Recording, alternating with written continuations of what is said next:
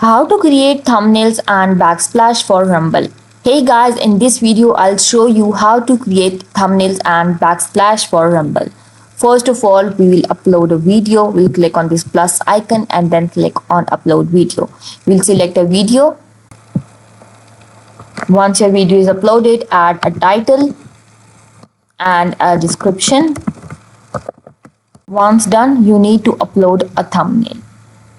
You can select your thumbnail from here, or you can also create a thumbnail by using Photoshop or Canva. If you want to select a thumbnail from here, you can also select it from here.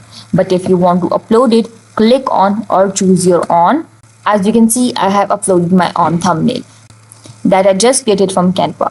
Once you're done, click on upload. And this is how you can create and upload your own thumbnail for Rumble videos.